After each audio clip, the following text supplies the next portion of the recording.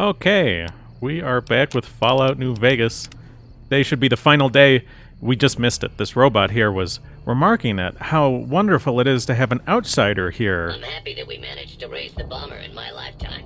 Oh, well... I thought he was going to say it again. If you click on him a couple more times, he might say it again. But anyway, yeah, he said, it's so wondrous that an outsider has been so helpful, or something along those lines. Yeah. The basic message being, outsider in our community, good. Let me turn my mic differently. I can't tab out of this game in the same way that I tab out of other games. How about that? I can't believe the delay on DLive. Like, we must be like 30 seconds behind DLive. And I feel like yesterday when we were streaming on my channel, we were only like 10 seconds behind. There's always a delay. And it's always more on DLive than Twitch. Keep in mind, you stream to DLive, I stream to Restream, and then Restream to DLive. Ah, right. Yeah, that adds some... Yeah, okay. Makes sense. Where's my weapon? My favorite. Did you ever try to restream to... Well, I know you haven't tried to restream to Trovo, but when you had... Was Trovo an option in the restream options? I'm going to have to check. I mean, I never noticed it when I initially set it up, but I don't even know... How long has Trovo been a service? I have no idea. Okay. Where's the Mormon Fort and arcade and all that? Do you know? Krogan? It's within Freeside. So go to the if you go to the Freeside East Gate, you'll be real close to it. You'll be right next to it. East Gate. You were just over it. Was I? Yeah. Go back. The two icons that are closest to each other, the one and the... Yeah, that one. Wait a second. That's the East Gate?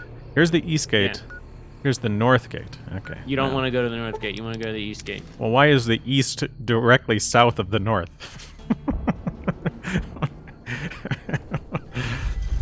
Couldn't tell you.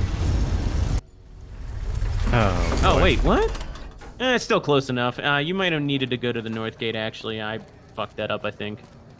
But you're there. Josie says, what do you think of the inauguration? And Slot says, some country is having an inauguration? I didn't really watch it. I mean, I knew what was going to happen. Clips. Yeah, I mean... You know what I thought of when I saw some, like, panoramic shots from behind the podium? I thought of the level in Call of Duty Modern Warfare, Call of Duty 4 Modern Warfare, the original Modern Warfare. I thought of the level where Captain Price and his old lieutenant or captain or whatever he is had to go on that sniping mission to snipe that Soviet guy. It's just, you're in this old Eastern European block town and it's like all deserted.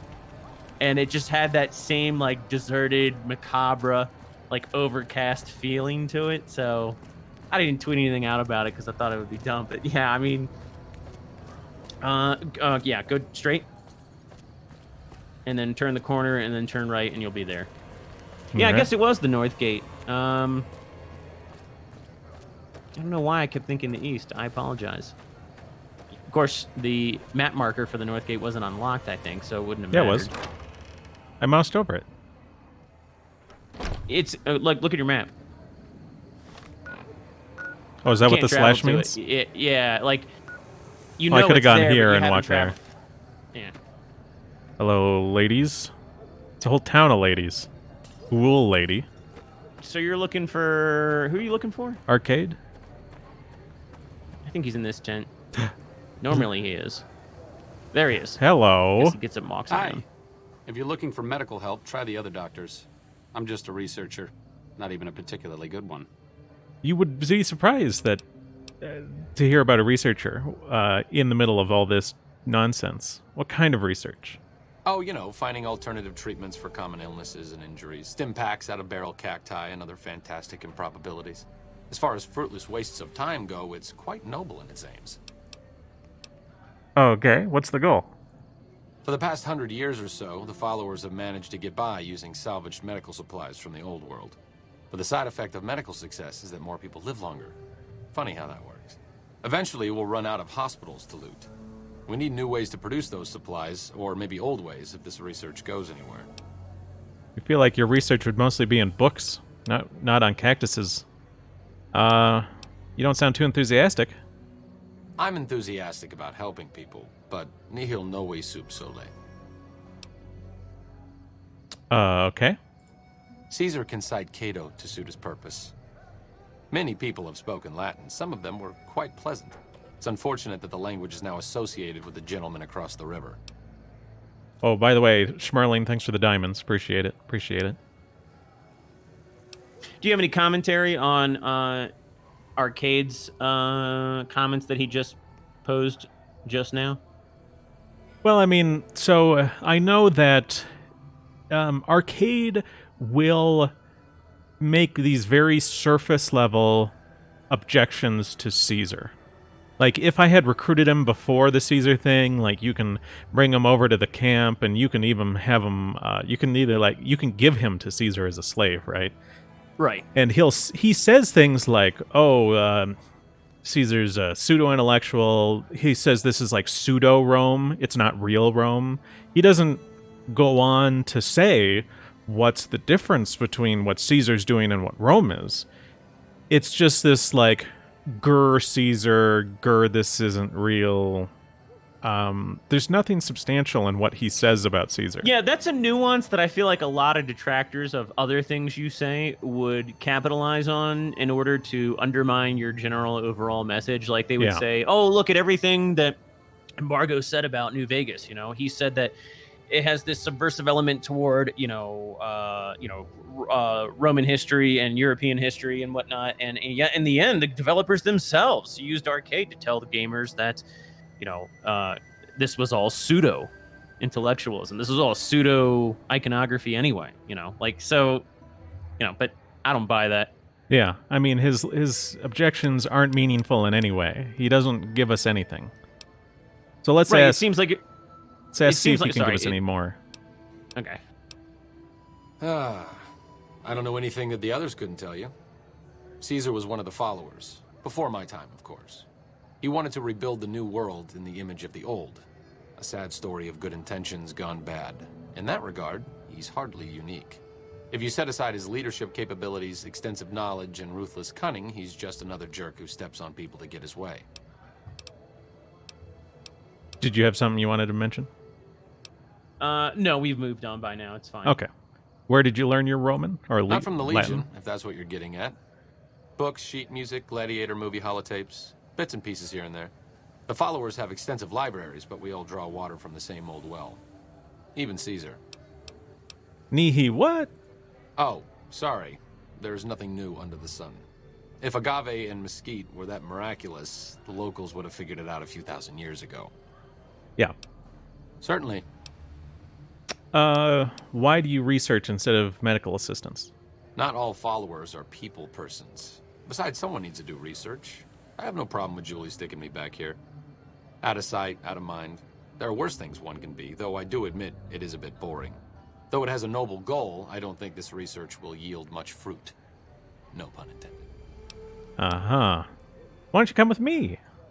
I'm starting to remember hearing some rumors about you and this crazy guy called Caesar. Bad. Not a friend of the followers. Maybe they're not all true. That's enough for me to stand here and talk to you, but I'm not about to leave Freeside as your comrade in arms. Oh. Josie99 says Latin sounds freaking awesome, and I would have to agree that it generally does. And the Latin phrase for never relax comes to mind, which is Igitor qui desiderat pacem praeparat bellum. Basically, if you want peace, Still in prepare one for piece, war. I see. This is still highlighted. Like I said, I'm fine doing research back here. Don't mind me. Okay. Do you need any help? Me specifically? No. I'm sure Julie Farkas does, though. Lab coat, pointy hair. Answers to the name Julie Pointy Farkas, hair. strangely enough. I'm sure she can find something for you to do. It might be kind of depressing and terrible, though. Caveat Samaritanus. See you around. All right. So let's meet the lady in charge of this whole place. Probably not you. Who are you? You're a guy. Of course, you don't have a real name. Just Followers Doctor. We need to find the ladies who run this place. Who are you? You're Beatrix. Guard. Oh. Maybe in here? Roy? Ferris? Wayne? She's probably asleep or something? Doctor. So, yeah, Caesar was a follower. He mentioned that one of the very first times we spoke to him. Gambler? Gambler? Guard. Arcade. Where the hell is she? I have to wait she until might day? be up in the tower. Sometimes she's up in the tower to the left. There's a tower? No, turn, stop. Stop. Stop moving. Okay, now turn straight around 180 degrees. That tower in the corner. All right. Sometimes she's up in there, although she could be around here in the courtyard in one of the tents or whatever. I think I looked in all the tents just now. Go up Ooh. the steps.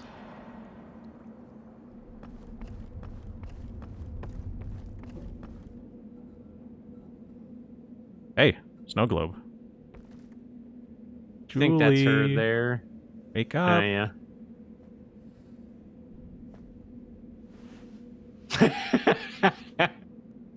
Are you here to drop off medical supplies? Leave them with the rest in the middle of the courtyard. Nice mohawk. Surprised it stays that pointy in bed. It's kind of hard to see against the wall, though. Things seem pretty rough here in Freeside. More than rough, it's a damn mess. Freeside townies are constantly picking fights with NCR civilians. Thugs and thieves are always looking for a victim, and the local families are just sitting back making caps on the mess. Freeside is in dire need, but no one has been man enough to step up. The followers can only do so much to stem the tide. It's interesting she uses the word townies, which is a word that I generally hate. It's just, I mean, it's very common. You'll see it. Let's say you're in Appalachia, right? And somebody has built a nice summer camp where fairly well-to-do families from New England will send their kids. And you'll have the kids there, and also a lot of the counselors in the camp generally often were campers in previous years. So you have this sort of camp run by outsiders who only come there seasonally.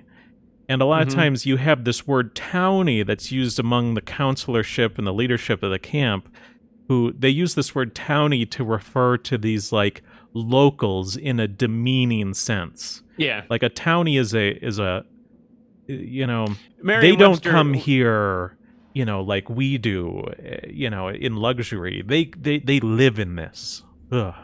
They're townies. Yeah. And it would be weird to see someone like the followers of the apocalypse. The idea is that they're supposed to be genuinely helping these people. It's weird to hear them use a term like townie for the people they are supposed to be helping, since that term is generally negative and demeaning. There is always something needing done. A few souls here in Freeside could be great assets to the community if they'd kick their addictions.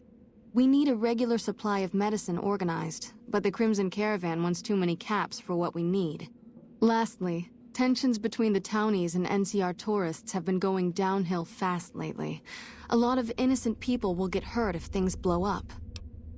Townies again. I mean, Yeah. these are the locals. It I mean, these doesn't- people it doesn't live s- here. Yeah, it doesn't sound like she's referring to them derogatorily, though. But it does sound like, you know, she's definitely drawing a line of distinction between herself and them.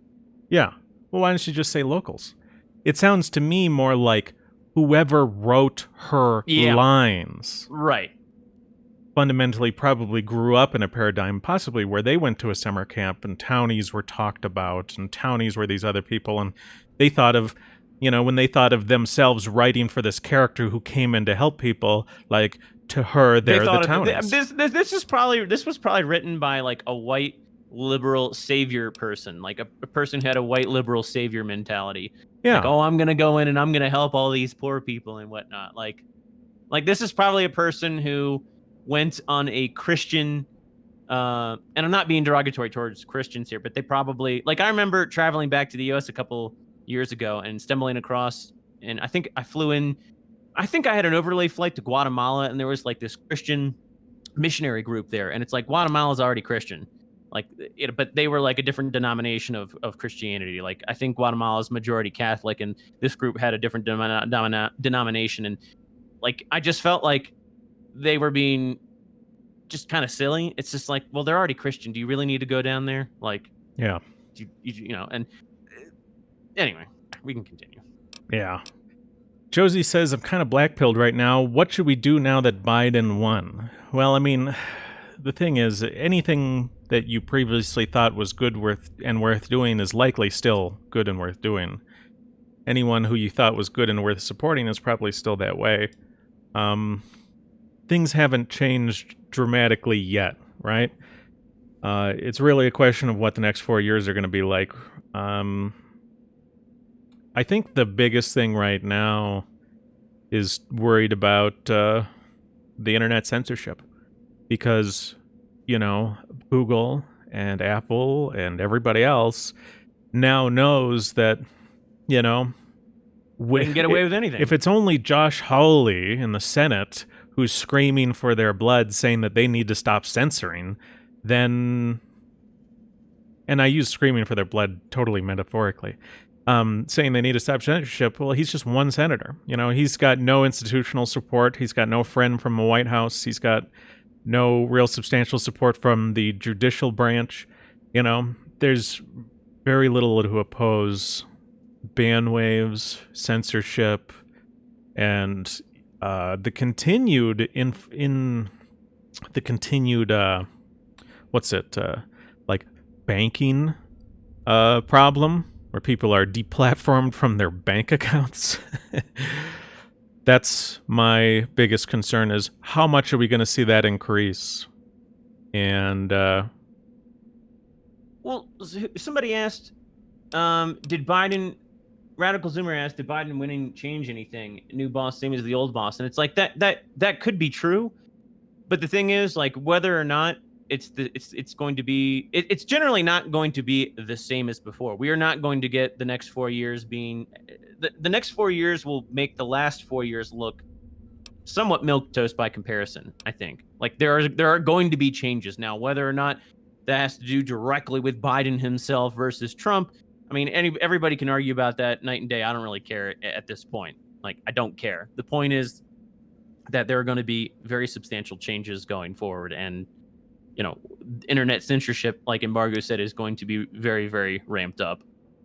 Yeah, I'm hoping enough people in the next 4 years will start to wake up where we'll be able to start building some more robust communities, right? More robust interreliance on each other. More people employing each other. More people living near each other. More people taking We local need our own office. internal economy.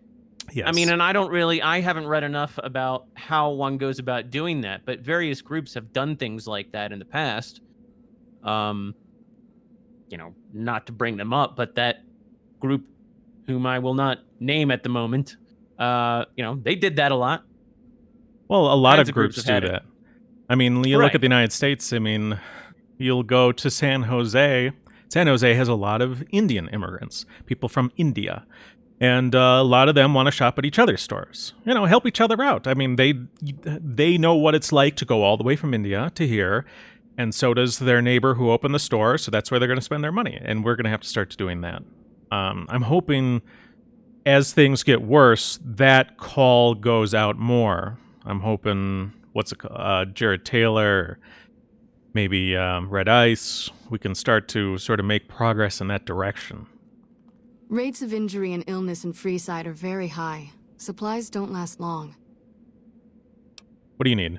Med-X, Radaway, and Fixer are Freeside essentials. I can't pay you for any supplies you bring in, but I could discount the charge for our services. So far, the Crimson Caravan won't cut us a deal. If you can convince... You might ask around at Mick and Ralph's, or go see the Garretts, though I suspect they're too busy poisoning Freeside to help it out. It's kind of funny you can't ask a follow-up question there, like they're poisoning Freeside? Like, Yeah. I mean, well, it's kind Just of a come see bombshell me you when you've dropped got there, some woman. supplies to turn in. I think they was suggesting that they were just drug dealers. What do you want to talk about? The big man around here is the king. Not much happens in Freeside that he doesn't know about. He has the most influence locally, and some of his crew haven't helped the situation by harassing NCR citizens and charging double for water. Some NCR soldiers have been bringing in supplies, but none of it is going to Freeside locals. I've tried to speak to both sides to no avail.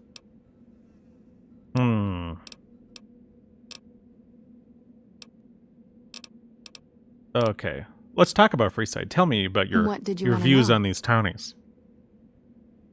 Josie says if we all go to one place, we'll all get Waco. Well, you know, if we all went to one place, we'd be much larger than the Waco compound. I mean, they'd have to Waco a whole town. I don't know if it's More than a exactly town. 1-to-1. Yeah, I mean, there's a lot of us. It might not be possible for them to Waco it in the same way. Second off, it doesn't have to be one place. You know, real world, robust. Interconnectedness, financial and economic connectedness doesn't necessarily mean one compound where our children all get burned alive in. Well, one thing, one thing that, let's just move on. I'm not going to keep talking about it. What does she have to say about the Kings? They've been Freeside's gang for the past 5 years or so, ever since Mr. House and his 3 families pushed everyone else out of Vegas. They've done a lot of good for the community, but that seems to be changing. The flood of NCR squatters has been an affront to them. I guess that explains the situation with the water pump. Usually, the king wouldn't let his crew bully folks around like that. How about Milk and Ralph? You said they're poisoning everyone? I know they sell a lot of That was the guns, Garretts. as if that's what Freeside needs. I hear Mick handles the guns. No idea what Ralph does. Okay, Van Graffs? Oh, them. They sell energy weapons, which are very popular with better-heeled prospectors looking to explore the wastes. Stay clear of them. Brother and sister are both psychopaths, though at least Gloria is rational. Jean-Baptiste likes killing. Jean-Baptiste, isn't he a black guy? I believe? I think they're both black. Yeah, Jean-Baptiste. Well, what's the Atomic Wrangler? A den of iniquity. The Garretts do more than their share to keep the locals drunk or high enough to stay lazy. Their thugs, on the other hand, they keep wired on chems to stay dangerous. What is it with Freeside and brother-sister psychopath teams? Interesting. So, What? Vice keeps people from doing the things that they should be doing. Oh, that's good. Let's see here. Okay. Get back in bed, Mohawk lady. Hey, give me that. Need that. Oh. Right there. Okay. Did that put anything in my thing? Did that what? Put anything in here? No. But I said a thing. I'm like, I'll help. I gotta talk to someone for her, don't I? Mick and Ralph? One of my aides said you got into the Lucky 38. Oh, yeah. If you see someone by the name of Emily near there, we would like you to work for us. What? I can't follow up on that? That seems weird. The Old Mormon Fort serves as the regional hub for the followers of the Apocalypse. I am the administrator for this region. What do you do here? The followers of the Apocalypse aren't just interested in research. We care for our fellow man and do everything we can to help humanity. Here in Freeside, we provide food and medical services for those in need. We also have organized reconstruction efforts. With the help of Bill Ronte, we were able to install a water pump just west of here, but the Kings quickly took control of the pump. Those townies. We arose from the boneyards of Edidum years ago. Since then, we have made it our mission to rebuild the wasteland and re-educate its inhabitants. We hope to forge a brave new world free of war and poverty by sharing knowledge and resources. Our primary goal is the free exchange of ideas.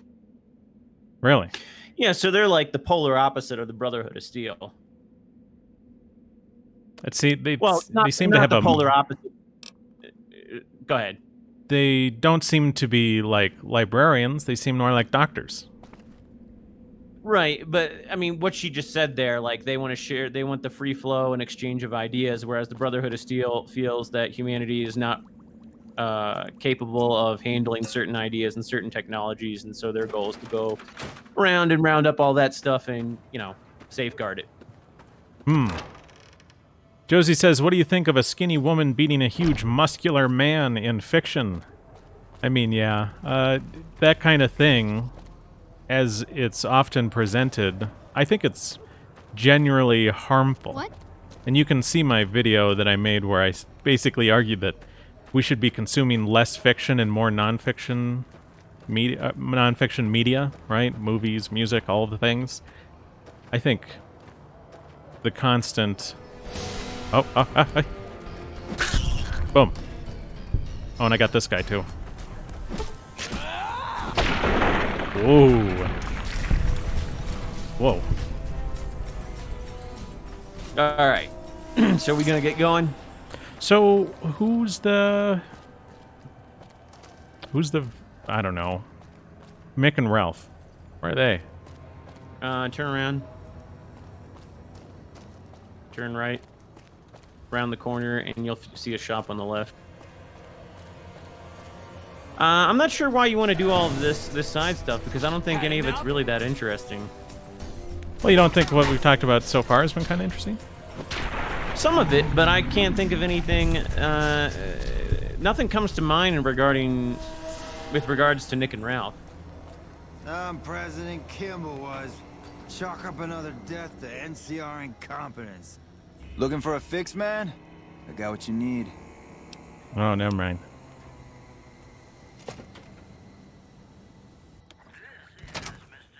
Gatekeeper says, you plan on playing through the DLC? I wasn't planning on it. Just planning on finishing this up today. Well, Ralph. If you're looking for guns, talk to Mick. Otherwise, I've got a nice... Followers are looking up to set a supply deal. We don't have the stills and equipment to supply the amount of meds they're looking to purchase. You could check with other wasteland merchants, but I think your best bet would be the Atomic Wrangler. They've got a bunch of stills and a seemingly endless supply of grain alcohol, which could be used as anesthetic or disinfectant. Oh. Where are they? Okay, go out of here. Turn right. President Kimball was. Chalk up another death to NCR. Turn right.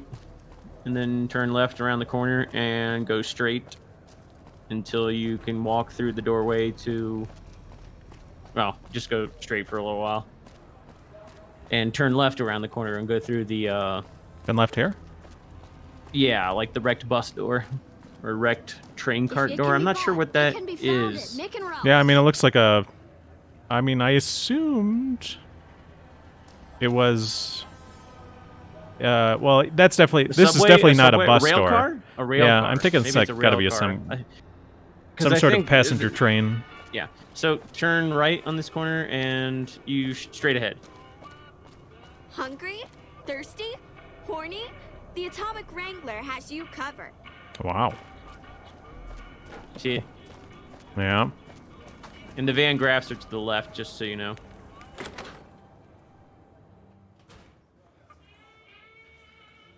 And talk to the woman.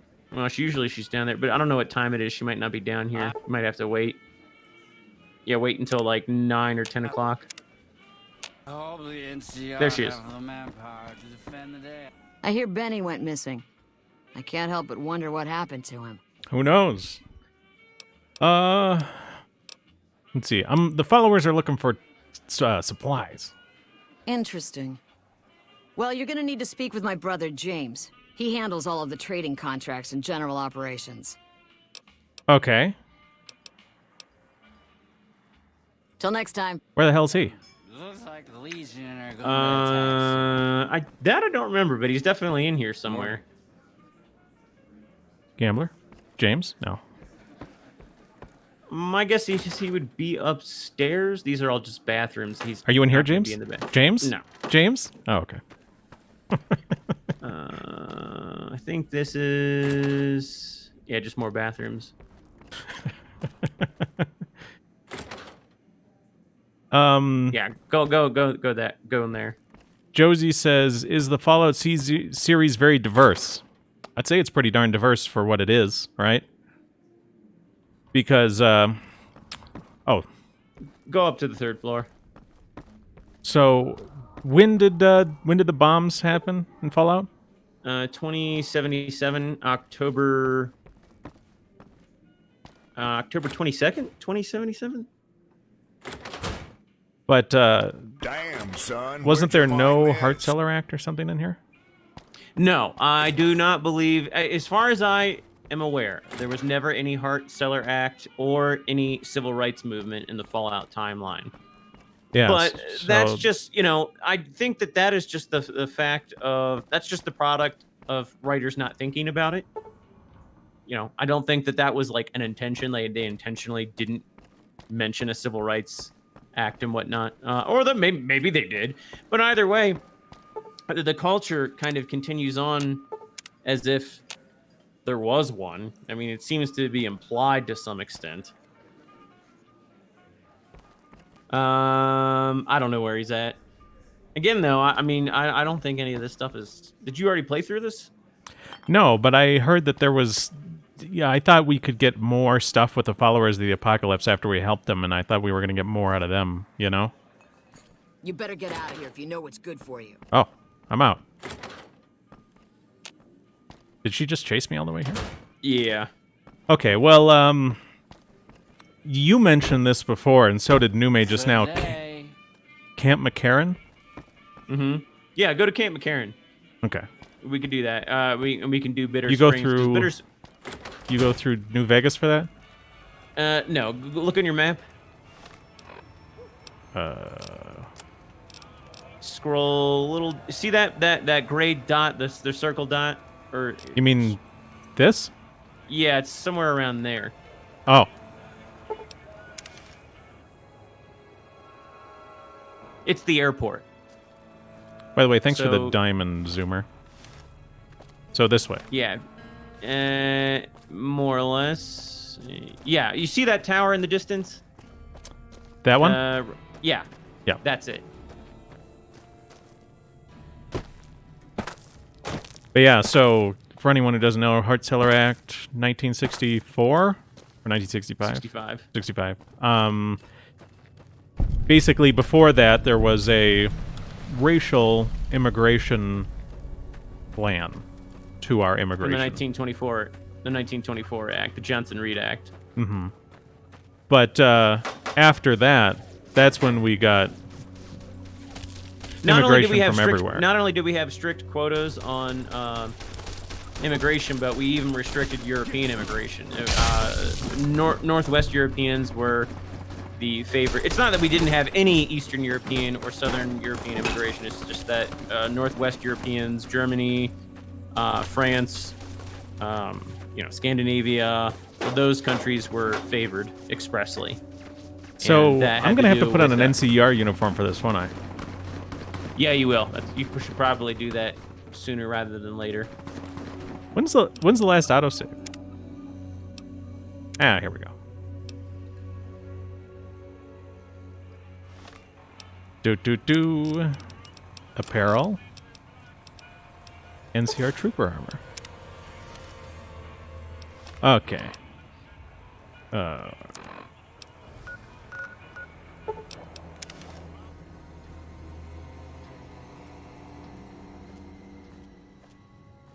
Yep, there you go. All right.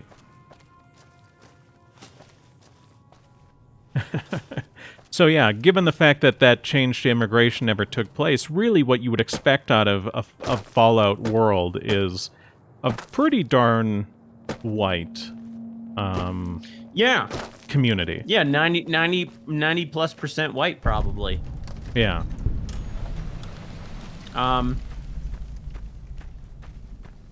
Yeah, I've been thinking about going. I've been really putting this off, but I do want to come back to the Fallout 76 video I made because I still feel like that is strangely applicable, and it's like, it's just interesting to see how people who made these games like promoted and advocated for the idea of diversity, yet at the same time they're advocating this idea of China bad. China comes in and spies on us, and it's just like, yeah, well, Vault 76 was probably full of Chinese spies because, you refused to be racially minded about anything. You refused to discriminate against Chinese Americans. Therefore, the Chinese communists probably would have infiltrated Vault 76, and not that.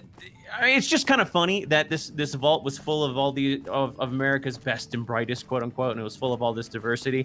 And in the end, when you leave the vault, the basic premise of the game initially when it launched was that you would all fight each other. And it was just like they were totally unaware that what they were saying was, in a roundabout way, that diversity inside of a vault would have caused endless conflict, and that everybody would have turned on each other, and the Chinese spies would have infiltrated the U.S.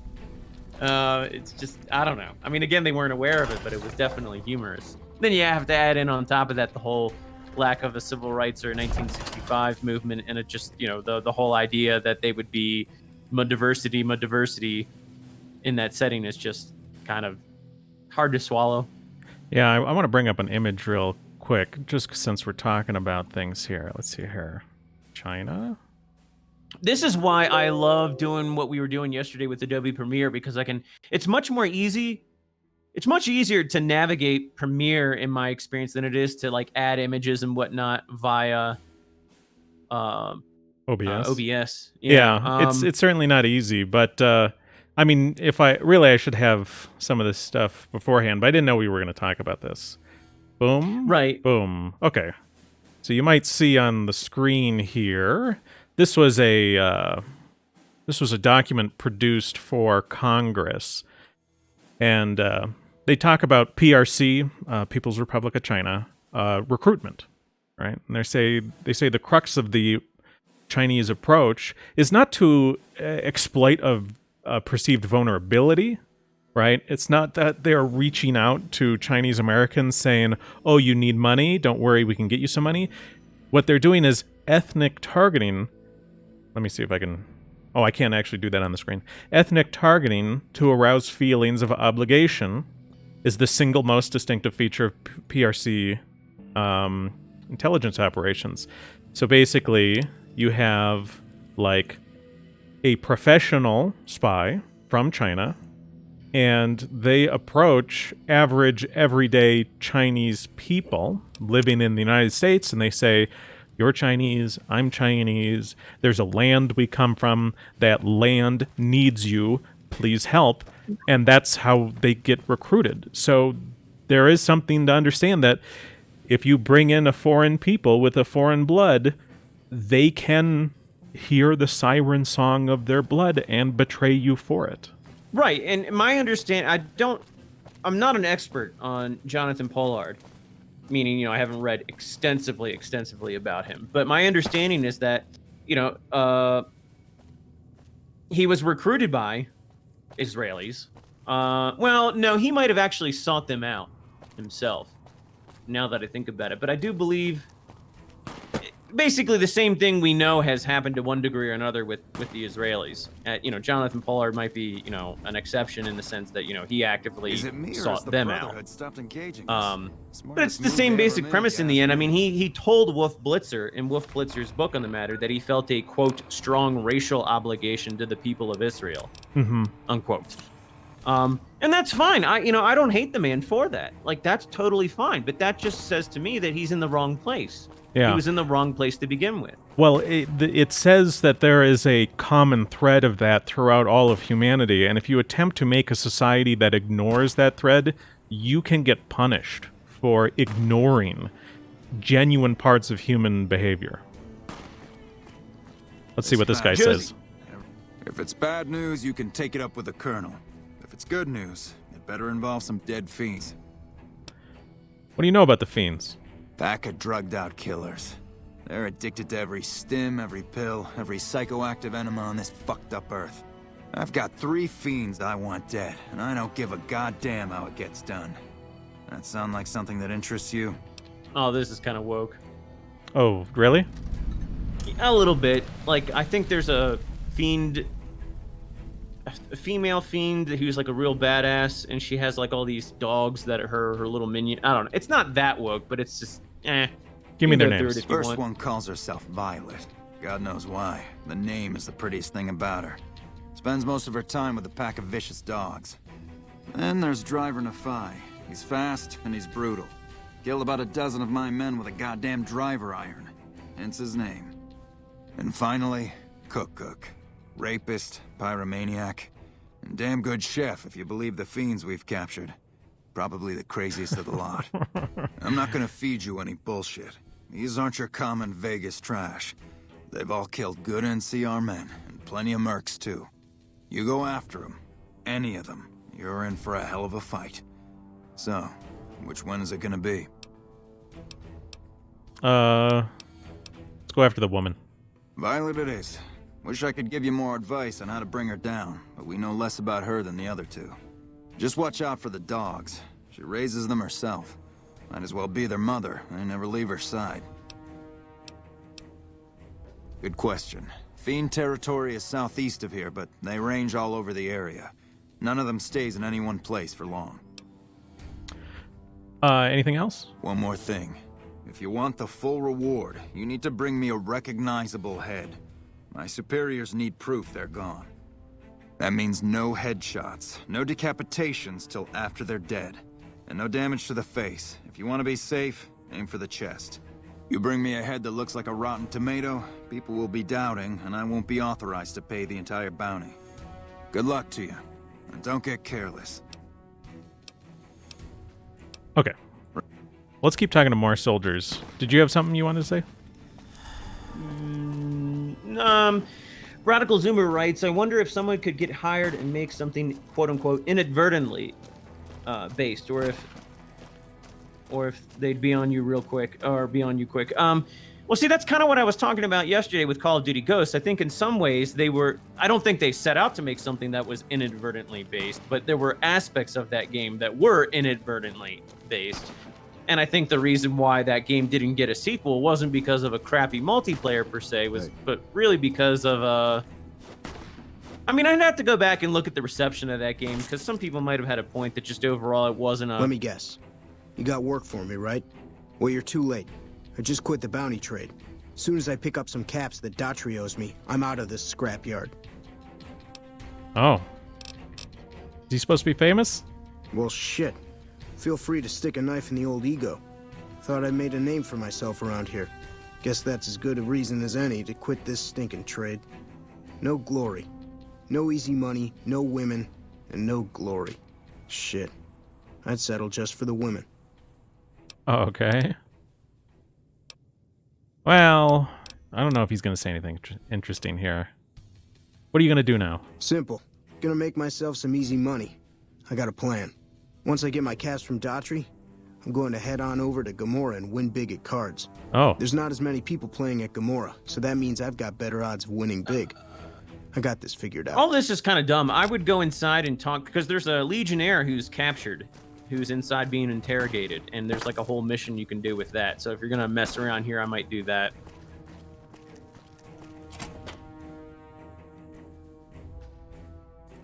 Nume says dog mom about Violet. Yeah, dog mom. You can go in there and talk to that that door right there. There's a guy in there you can talk to about this. That'll get some things started. Nice I to think. meet you. I'm Curtis. What do you do here, Curtis? Officially, I'm in charge of Bravo Company. But since General Oliver has Bravo and most of our forces here garrisoned, I'm free to do other things. So I work with Colonel Shu on logistics, patrols, supply lines, reinforcements, that sort of thing. Lately, it's been less about that, and more about figuring out how that information is getting leaked to raiders. It's a big base with a lot of unhappy soldiers. They get stir-crazy. Hard to separate the malcontents from the actual culprit. Oh. Maybe it's not him then. Go upstairs. Yeah. Radical yeah, Zoomer okay. says, if someone could hop on right. in the next Fallout dev team, focus hard on certain themes, it would help 10 times more Straight than up those making indie steps titles. to the left, So, or the escalator. I'm of the opinion that while, yes, getting someone to write something Turn good left immediately. in a big game Okay, is no, go good, back down the escalator. but, Turn right. right? Turn right again. Yeah, in that doorway. I think the colonel guy's in there, and he'll give you, not him, and the him. I'm usually good with faces, but I don't think I've seen you here before. What brings you to Camp McCarran? I'm here every day. Let's see here. What is the camp's role here? It's our main base. We took it because it lets us keep an eye on the Strip, and it had already been fortified before the Great War. From here, we handle most of the logistics for our operations in Nevada. Troop allocation, supply distribution, intel. Usually General Oliver runs the show here, but he's on his way to the dam now, so I've taken on a lot of his duties here. So Zoomer says, you know, it would be better to have someone in the big companies trying to sneak things into big games than making indie titles. And overall, while yes, big games might reach a lot of people and you might be able to get some content in them, I'd say generally as a strategy, no. Like, if we can get some guys making some indie titles and they start to make a living making good content, that's a good thing for them, and as an extension, a good thing for the group as a whole. But it's like this, what's the saying? The journey of 1,000 miles begins with a single step. The point is, KVLT games and indie devs making a sort of a based game, if we want to call it that, that provides the basis for doing future projects, right? Like, if they want, we would say, we would like if our guys would make really big games that were popular. Okay, well, to start to get some potential private funding for something like that, first they need a record of doing smaller projects successfully. So successful small projects are our path to bigger and greater things. So I disagree with you on it would be more helpful for them to be just in big companies trying to sneak some dialogue or little things into big games. You know what I mean? Do you have any view on that, Krogan? You know, I have mixed feelings on it. I mean, generally, I agree with everything you just said. It's just that, you know, I have mixed feelings on whether or not our guys, quote unquote, should abandon these big companies, or if they should strike out on their own. I mean, I guess idealistically, I would prefer them to strike out on their own, but I mean, really, I don't think that there's any real way they can do anything at like Ubisoft or whatever. I think that the momentum is built up in some of these studios such that like there's just like you're not going to be able to fight it in that context. There's just too many things. Like, if you saw the emails I get from some of these people, it's just like you're not going to sneak anything in. I mean, you're going to have to be really, really, really, really clever, and then somebody's going to figure it out, and they're going to know who did it, and they're going to fire you. Yeah. You know? I mean, it's not like you're going to be able to write dialogue that no one's going to see until the gamers get it. I mean, that's got to get approved. That's got to go to the voice acting team. Someone's got to say it. Someone's got to edit it. I mean, a lot of eyes are going to get on it. Well, you can get stuff in. You could sneak stuff in there, but the thing is, there would be like a big to-do about it in the media because people on 4chan or wherever would figure it out.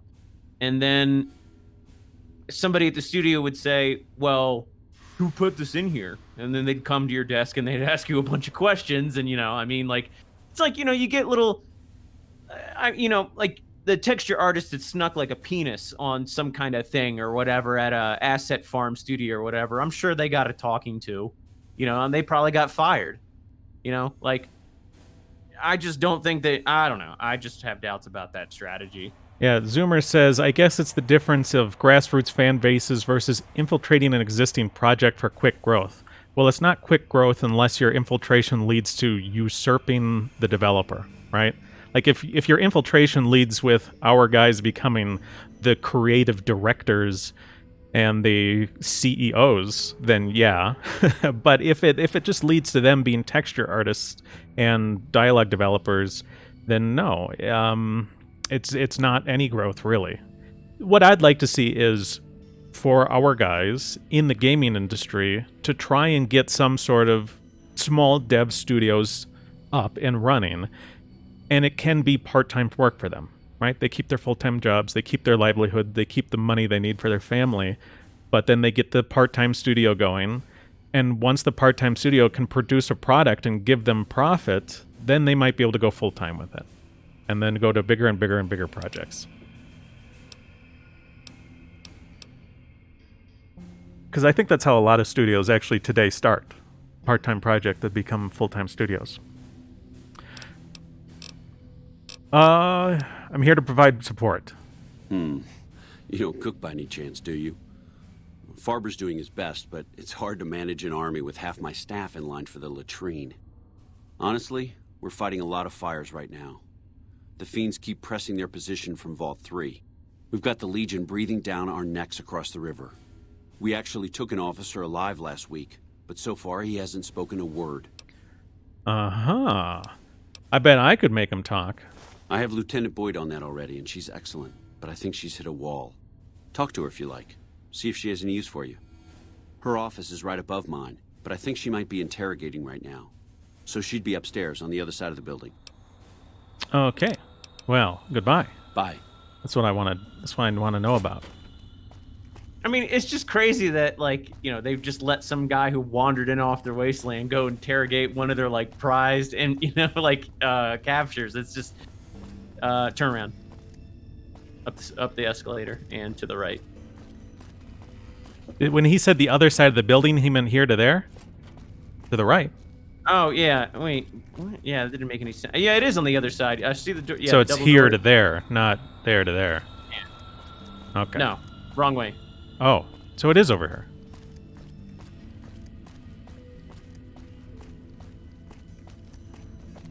I don't remember which one of these doors, but it's it one of them. It looks kind of like a door, but it's clearly not. No, turn right there. Aha, this is him. You got something to say, or do you always look like that? Wow. Tough lady here interrogating the prisoner. Sass. Yeah, she almost got me to talk just from her sass. What is it, soldier? Need any help? Wait. I got an item. I forgot to look at. Wait, no. Quests? No. Miscellaneous. Silent treatment. The NCR has captured a centurion of Caesar's Legion alive, and they have him in custody at Camp McCarran, rather. But he's not talking. Okay, well, that was informative. You're back. Yes. Need help?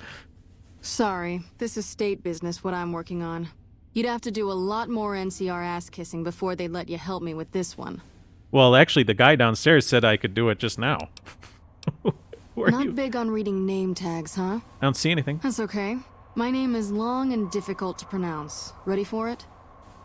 It's Boyd. Lieutenant Boyd to my friends. Colonel Shu has me handling the policing duties for the base. I've told him he could make my job a whole lot easier if he would just let me shoot anyone who talks back to me. But you know how colonels can be. Oh, so she's not gonna let me help him. Yeah, I guess not. Maybe you could add reputation. Oh God, let's do a regular save before we do anything crazy like that. Do you have the command? No. I gotta look it up again. Well, what's this guy say? Well, you look it up. Or has the Brotherhood stopped engaging us? Nothing. He says nothing. Smartest move they ever made, you ask me. What's in here? Nume says cringe. He's cringing at our sassy lady. Well, actually, now that I don't know. I'm just curious on what happens here. You keep looking that up while I TCL. Whoops. No one saw that. Hello. Alright. What an ugly little worm you are. What pile of excrement did the lieutenant pluck you from, worm? I sent you the command in chat. Oh, okay. And take your time. Here.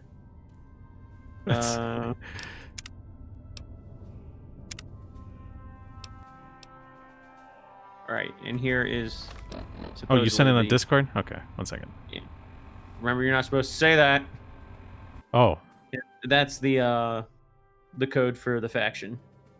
Oh my So god. it's add reputation, all one word, and then the base ID, which is the code I just sent you, space variable, and then the amount. Those zeros or O's? Those are. Let me look at the page again. I believe they're zeros. Okay, and Yeah, then there's zeros. variable and amount. What do I enter in for that? Change this.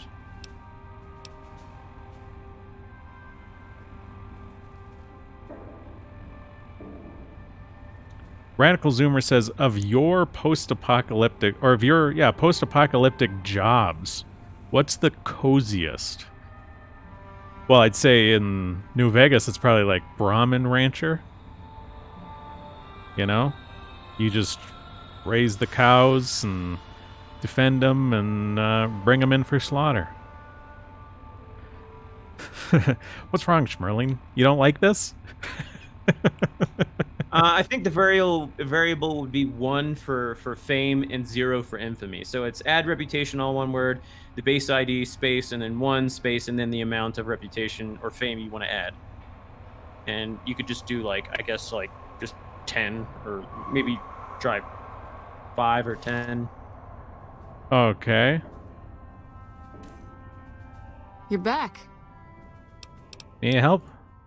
Sorry. Okay, that didn't do anything. Maybe 1,000. No? 10,000. You're back. Look in your Pip-Boy. See if that tells you anything. What am I looking for exactly?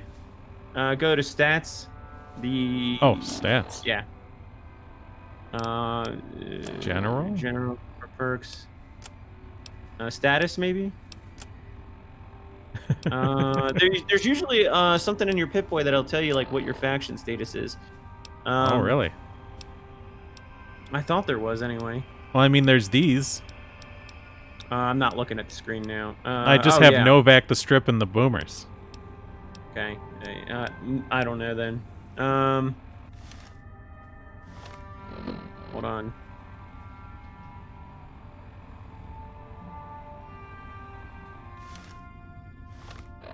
Well, I'm definitely not taking the uniform off before we're idolized or something. Well, try this. Try set reputation, the base ID, 1 space 5.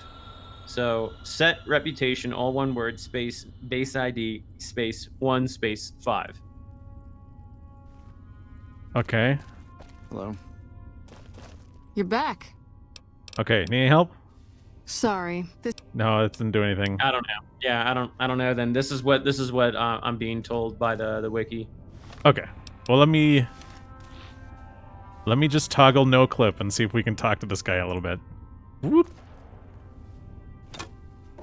Hello, Silas. What an ugly little worm you are. What pile of excrement did the lieutenant pluck you from, worm? I think you're confused. I'm with the excrement. You must have some reason to be in your line of work. Tell me, what did the Legion do to you? Oh, he didn't get it. Did we enslave your children? Slaughter your family before your eyes to teach you a lesson? Whatever it was, I hope I was there to give the order. Well, he's not very nice. I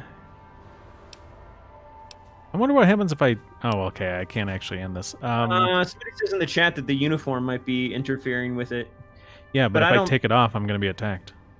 Right. I mean, the uniform might interfere with me telling Silas that I'm Legion, but yeah.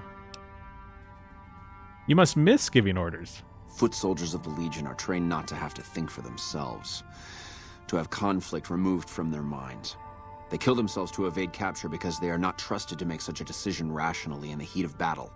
But I'm no foot soldier. I knew I could escape captivity on my own without revealing the tiniest iota of information to my captors. You know, that phrase that he said there, I think that's really meant to make the Legion look bad. You know, this sort of like soldiers are taught not to think for themselves sort of deal. You know, it's supposed to make them sound bad. But at the end of the day, you really don't want soldiers, like, if you bring, let's say, 1,000 soldiers to something, you can't let them all decide how they're going to do things. You really need a strong chain of command where they rely on their orders in conjunction with the training they've received to enact what needs to be done from the command position. Right. Yeah. I mean, it just makes me think back to, like, I mean, this whole atomized individualism, it's just like, it just makes me think of that meme about with Peterson in the among the Greeks at the pass of Thermopylae, and he's just like, oh, we should split up and fight them on our own, you know. And it's just like, you know, it's just somebody's got to command. There has to be a hierarchy, you know. It's just a fact. Yeah, it's just that they and I think the developers would recognize that fact, but they wanted to phrase it in a way that would make the Legionnaires sound like hostile to intelligence, hostile to thinking, and many gamers would think of themselves as maybe intelligent or who would find that idea unappealing, being hostile to intelligence and thinking, right? Sounds like you were too gutless to follow Caesar's orders. I'll show you gutless, you sniveling bastard. I'll spill your guts all over this room. Oh. Is something the matter, Xurious? You look upset. Here, maybe you'd better step out for a moment. You've upset him. Requires key. Okay. Yeah, you've really messed this up. Miserable fucking degenerate. No, it's working. I don't know. I thought he seemed like a nice guy. If we were on the other side of the river, I'd have him torn apart by dogs. That's a long walk, Xurious. I don't think it's gonna happen. You'd better just talk. Your tactics are a joke. If you don't like dealing with me, I can bring my friend back in. Both of you can rot. Have it your way. Come on back in. I think he misses you. Josie says, in a post-apocalyptic world, people will probably be far more tribal and ethnocentric. Well, yeah, probably. Yeah. I mean, that's just a matter of survival, right? So, yeah, it's only sort of due to the modern, like, the pretenses of ethnocentrism and tribalism have only really fallen away in the First World, where we've had the luxury to believe that it doesn't matter. Everywhere else, it's still understood and appreciated. It's really only fallen away for us, yes. You know, for white people in the First World. I mean, it just, you know... And that's why it's a disaster. Let's see what he says now. We don't have anything to discuss, worm. All right. How does a coward become centurion? Coward? I've faced odds that would make your NCR soldiers wet themselves. You lost. I've led charges against men with guns, carrying only my knife. And I can tell you, it was they who feared me. But suicide is a weak death on a battlefield. It says to your enemy that you fear capture. It says if you're caught, you can be broken. I'm not sure exactly if that says that, but like suicide was very common for a lot of the various peoples of Rome. Like Brutus killed himself. Oh, who else was Brutus with? Well, point is, like, death before capture was very common for a lot of the people in Caesar's time, sort of the end of the Roman Republic, early empire. So you were unafraid to cut any throat but your own. You think I'm going to slit my throat for some megalomaniacal self-appointed dictator? Oh. I didn't work my way up to have it all be taken from me out of some irrational paranoia. Caesar's losing it. I believe that. Ooh. He's been shutting himself in his tent. Privately, he complains of headaches. Whatever it is, it's affecting his ability to lead. Yeah, so here you have this insinuation that, you know, the Legion is bordering on the edge of madness and it's just falling apart, and, you know, you really wouldn't want to side with these people anyway. They're all losing their shit. So Continue listening. Time was essential for my mission, but we waited 3 days for him to dispatch us. Another of his headaches. Does that sound like a man in command? He has an operative planted in this very base, but does he use his agent to rescue me? No. He's content to have the agent spend his nights radioing troop positions back to our base camp. He knows I'm here, and he's left me to rot. Well, who's the operative? I don't know. I know he sends intelligence by radio in the middle of the night. Sometimes that intelligence would find its way to my Kentary. here's the thing, though. It's like if he disobeyed one of these like direct orders from Caesar, and you know, I mean, it sounds like he shamed his unit. He shamed the other legionnaires. Why would Caesar do what he could to break him out? It's just, you know, like he's like he didn't listen to his orders, and he's captured now, and that's what Caesar didn't want him to do. I don't know why he expects to be rescued. Yeah, well, and that's the whole, like, he's, like, in this fictional thing, he is supposed to have killed himself instead of being captured, and he disobeyed that order. Slot says, weren't you supposed to kill everyone and to get him out of prison? There was a way for me to slip him a weapon. I don't know how we can get it working. We probably can't, since the NCR hates me too bad. But there should be a way to slip this guy a weapon, walk out of the room, and then he kills that Lady Boyd, the SAS Master. Yeah, I remember there being a way that you can play this from the Legion, from a supposed Legion's perspective, and he can escape. But I think maybe you have to do that before you become NCR, a terrorist, according to the NCR. Yeah. See, don't you feel better? I hope the Legion burns your wretched body at the stake when they conquer this place. Nothing I could tell you would do anything to stop that. Okay. Well. Get away from me. All right. Whoop. Who the hell are you? We won't go quietly. The Legion can count on that. I think no. Where the hell is Boyd? Oh, Boyd's over there.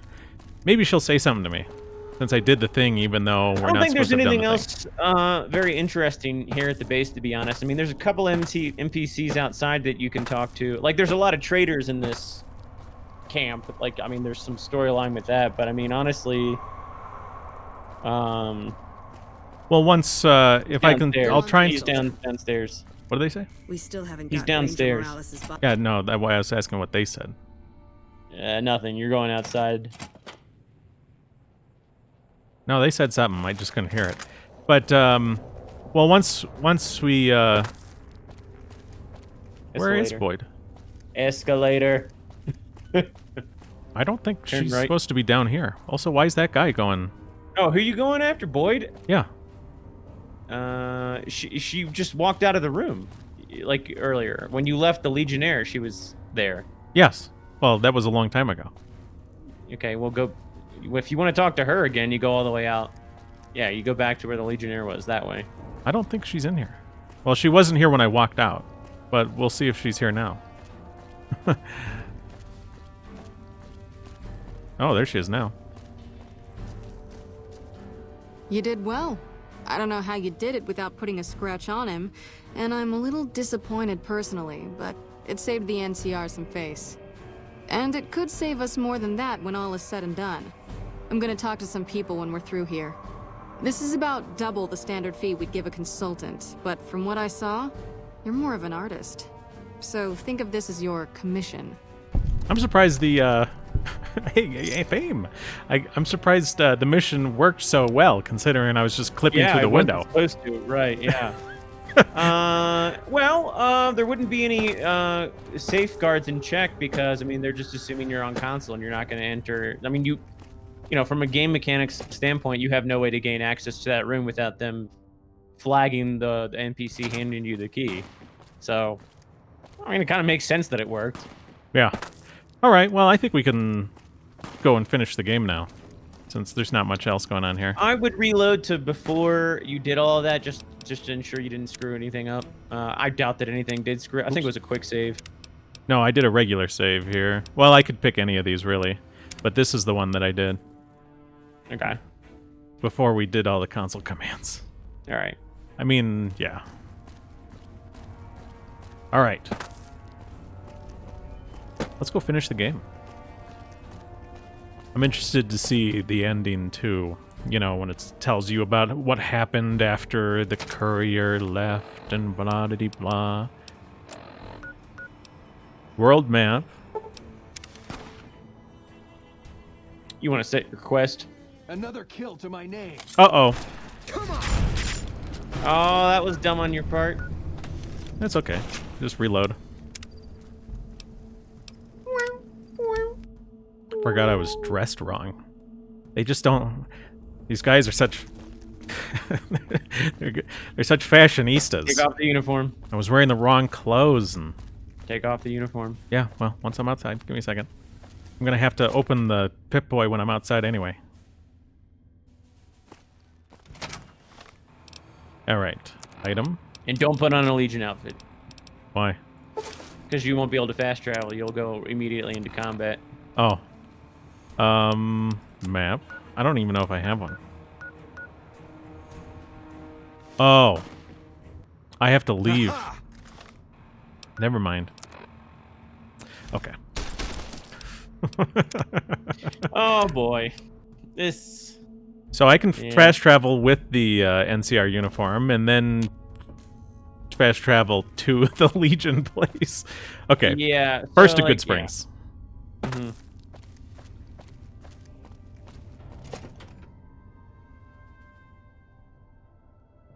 Everyone's such a fashionista here. I don't care about my clothes. Back where it all started. Good Springs. I think Good Springs might hate you now, too. Why? I don't know. It said neutral. Okay. When I looked at it on the Well, map. then don't worry about it. Let me quick save here, just in case things do go awry. Uh-huh. World map. The fort. Yay! By order of Caesar, all visitors must disarm and relinquish all banned... All right. Away. Keep in mind, this whole disarming thing, I mean, I'm pretty sure the idea here is to... So, in Rome, during Caesar's time, Rome, what would sort of... There was a wall, an invisible wall, that set Rome apart from the outside world. And they called that the Pomerium. And once you walked into the Pomerium, you weren't allowed to have weapons, right? No swords, no soldiers. If anyone commanded part of an army, if they commanded a legion, when they crossed the Pomerium, they would lose their command and become a normal citizen, right? That was kind of the idea with the Pomerium. And I'm pretty sure that's what they're doing when they say, well, you got to disarm the moment you come in, right? Even though it's really weird. I mean, what's that? Huh? I mean, this is just a camp where, I mean, so it's like, I feel like someone wrote that, and then no one else knew. I don't think that they were thinking about that. I think the guy probably... Yeah. I think the guy who wrote it probably thought about the Pomerium. But I don't know if any of these other people did. I think it has more to do with game mechanics. Like, they didn't want you going in here and doing anything. Yeah, but I have my whatever weapons. I think it to me it seems like a Pomerium reference. My forces are in a position to assault the dam. Legatus Linnaeus has assumed command. Are you ready to go to him? To tell him to begin the assault? Yes, I am. Good. In hoc signo torus vinces. Report to Legatus Linnaeus immediately. He'll brief you on the plan of battle. Come back victorious, or don't come back. It's weird, like, they've been using the classical pronunciation of Latin this whole time, and at the very end there, they kind of switched it up and they said vinces. So, yeah. I thought he said vinces, but Arcade, when like Arcade used the W and Caesar used the V, didn't it? I don't remember. I just remember. I mean, everybody's been saying Caesar, which Yeah. is like correct, and then all of a sudden they do this like ecclesiastic pronunciation. Yeah, I don't know. Anyway, it doesn't matter. It's just a nerd thing. I'm not a Latinist, by the way, so I do not. There's a really good Latinist on YouTube. His name eludes me at the moment, but he's really good. It's not that guy from Wisconsin, is it? The old guy? No. Okay. This is a much younger fellow.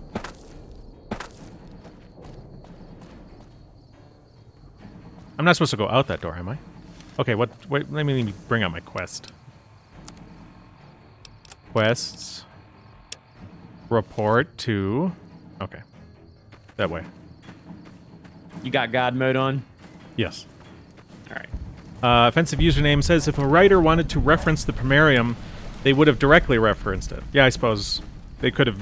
I suppose they could have just included that word. Offensive username says, I don't think they would have tried to be subtle about that if it was intentional. It would enhance the fiction to do so. Yeah, I suppose it would. I don't know. It always just struck me as like, oh, an obvious thing, but maybe it's really not obvious in the greater context of it also happens at all of the Las Vegas things. You know, casinos. A stranger arrives. Whoa. One who bears the mark. Did he just kill someone? Oh, there's a black guy. Yeah. It's the first black legionnaire I've seen. And unleashes me. Oof. You are the courier Lord Caesar has spoken of. The slaughter begins then. You're the legate, I'm guessing? That is a wicked mask. Yeah. I gotta say. Pretty good. It is. About time. I was starting to get bored. As was I. Yet I was ordered to await you. Now that you are here, we may act. Let us act. Yeah, Nume says he thinks the ending of this game is the lamest part. You basically just run through a bunch of corridors and kill everything. Yeah, I think the ending is kind of lame. Yeah. Let's hear it then. In the past, the NCR has relied upon attrition, withering our numbers with ranged fire and falling back as necessary. Not this time. The dam contains tunnels to its heart, overlooked by the NCR, now occupied by the Legion. When the battle begins, the NCR will find our teeth at their throats in a dozen places. There will be no attrition, no falling back, only carnage. All right. Our forces are better equipped to take objectives than hold them. I do not wish to defend this place if another option exists. Our opponents follow a strict chain of command, which is both a strength and weakness. I intend to use you to strike at that weakness. Find the enemy commander, this General Oliver. Kill him or his resolve. Do this and his cowards will retreat, leaving the dam to us. Okay, I'll go see him. Mars's eyes are upon you. Do not fail him. Or us. Okay. Ooh, fade to black. NCR emergency radio signal found. Let's listen. How do I listen? Oh, yeah. Oh, exciting.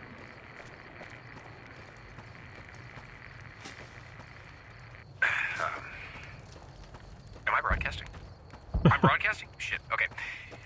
This is the NCR emergency channel. It sounds like the Hoover Dam. There is some sort of obstruction on the road to Hoover Dam. We're gonna do our best to send reinforcements around. Hey. Look at them all run with their arms straight down. Oh, now they're moving them. Delta Squad, redeploy.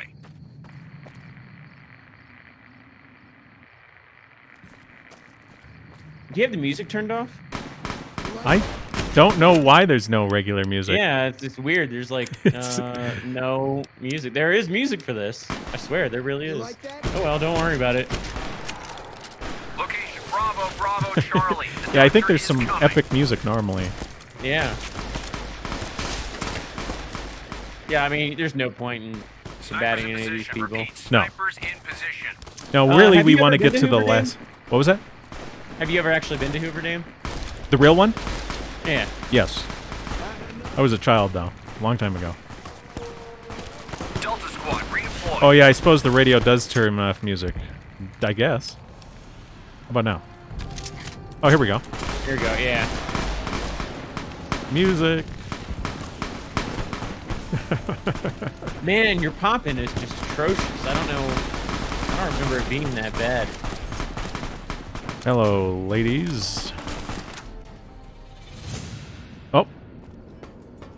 How did you get here? You also have God mode on? Subway courier. How goes the battle in the east? It's secure, of course. The enemy is much more fortified. Alright. Let's see what I can do.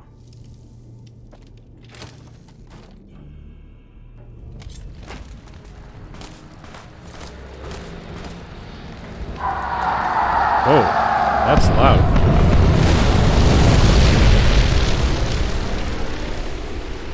I don't see any planes.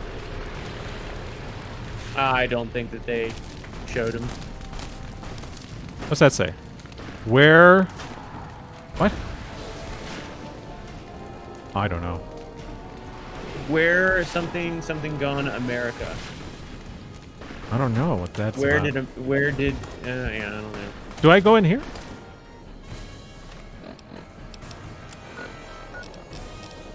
Go to local map.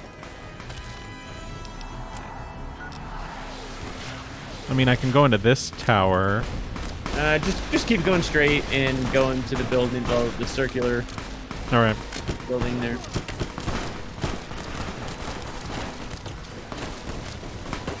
Gatekeeper says there's supposed to be a special animation for the bomber. Yeah, I guess I didn't see it. I heard it, though. What are these guys shooting? What are you shooting, fellas? Oh. Alright, now downstairs.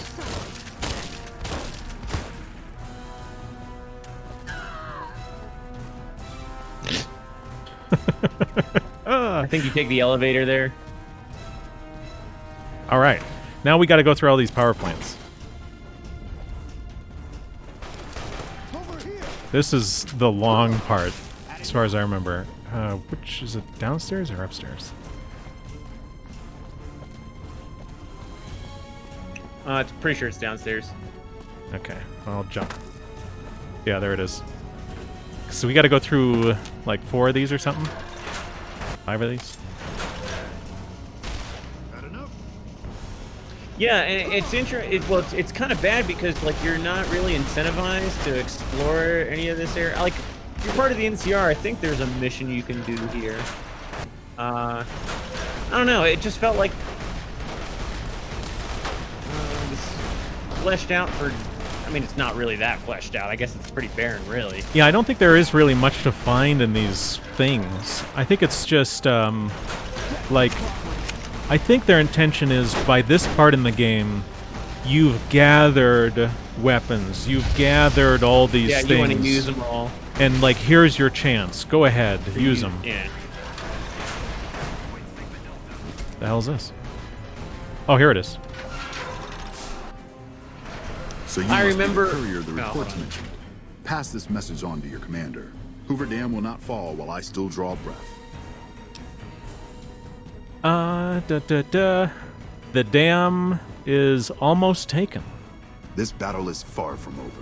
Once the reinforcements from McCarran arrive, the counteroffensive will begin. The Legion blocked off the road. If that's true, then there's nothing else for it. My men and I will hold out as long as we can. Let's see here. There's still time. You could escape. And go where? According to you, the road west is blocked. And while you might let us by, I highly doubt your allies will do the same. You jump down the river. I'm betting a smart man wouldn't leave himself without at least one contingency. Perhaps I do have a secret tunnel out of here, but that doesn't change anything. My duty is to stay and fight. Well, what about the duty to your men? My men and I are soldiers. We share an obligation to follow orders, and our orders are to hold this dam.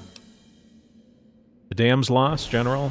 Your responsibility now is to get your men out of here alive. You're right. These men have placed their lives in my hands, and I won't throw them away for a lost cause. Don't expect to hold this place for very long, however. The NCR will be back. Well, there you go. Gatekeeper says, bland voice acting for the General. What'd you say? I just said it's kind of it's weird that they let you do that. It's weird that it faded to black and now I'm here again. Mm-hmm. Judging by the lack of blood, I take it the coward Oliver fled rather than face me. No matter. The rest of the dam is fully under our control. A few pitiful holdouts remain, but their time is short. The General was the last source of concern. With their commander gone, the NCR will pull out of this region, allowing our conquest to continue westward unopposed for a time. The Legion will swell with the number of slaves we will claim from this place, and the tribute we gather will fund further campaigns. Perhaps in time I will be granted the honor of conquering the land known as California. But for now we rest. Know that your efforts are appreciated and will not go unrewarded. But we can speak of that later. For now, come. We must see to the burning of the dead. Yeah, I mean, it's interesting that the NCR... Oh, here we go. The Here's the good stuff. Outside Good Springs cheated death once again, and the Mojave Wasteland was forever changed. Caesar entered the Strip as though it was his triumph. The Legion pushed the NCR out of New Vegas entirely, driving them back to the Mojave Outpost. The Legion occupied all major locations, enslaving much of the population and peacefully lording over the rest. Under the Legion's banner, civilization, unforgiving as it was, finally came to the Mojave Wasteland. The Courier, a mercenary at heart, helped the Legion achieve victory at Hoover Dam. Caesar honored him with a golden coin, minted in celebration of his contributions and distributed throughout the wasteland. Cautious after the Boomers' display of power at Hoover Dam, Caesar chose to leave the Boomers alone. The Boomers remained isolated, but have been seen flying over the Mojave Desert from time to time. Buried beneath tons of rubble, the Mojave chapter of the Brotherhood of Steel was no more. Those few who were outside the Hidden Valley bunker when it was destroyed settled into new lives, or headed west to find a new chapter to join. The Fiends attacked Camp McCarran during the Second Battle of Hoover Dam and suffered heavy losses. Caesar, unimpressed with their performance and their dependence on chems, had them exterminated. After the Legion's victory, Caesar, out of a strange respect for his old fellows, allowed the followers safe passage out of the wasteland. Reluctantly, the followers accepted the offer and abandoned Old Mormon Fort to the Legion. The Legion, preoccupied with its acquisition of New Vegas, scarcely took notice of the town of Good Springs. Many locals moved on, fearful of Caesar's long shadow. Only the old and the stubborn remained. As reward for their loyal service, Caesar forcibly integrated the great Khans into the Legion. The sick and elderly were killed. The women sold as wives to ranking officers, and the tribe's identity was annihilated. Though many great Khans mourned the death of their tribe, many more were ultimately satisfied with their revenge against NCR. After their victory at Hoover Dam, Legion troops rolled through Freeside. The Kings tried to fight back, but most were killed, and the rest fled into the wasteland. While the destruction of the Repcon rockets appeared to be a boon to the salvagers of Novak, the benefit would never be realized. Radioactive fuel from the wrecked ships seeped out and contaminated the area. Salvagers were forced to move on, and the town was abandoned. Armed with a wide array of improvised explosives and stolen weapons, the Vault 19 powder gang tormented the Mojave Wasteland for years. Citizens of the NCR were favorite targets, and they always suffered the worst fates. And so the Courier's Road came to an end, for now. In the new world of the Mojave Wasteland, fighting continued, blood was spilled, and many lived and died just as they had in the old world. Because war never changes. Well, there you go. What do you got to say? I thought it was interesting that the boomers had like a bunch of black people next to the white people, and it was just that just goes to show you how like unaware some of these developers are. It's like, okay, not only is it 200 plus years after the bombs fell, and not only was this probably derived from a 90% white population, although in this part of the United States it's possible that Hispanics and other people had migrated northward or whatever, but point being, the boomers were an extremely isolated group. There would be nobody of any different ethnicity by the time the courier came upon the boomers, even if they had like X amount of non-whites in their midst at the beginning. There would be an ethnogenesis, basically. Right. The boomers would become an ethne. Right.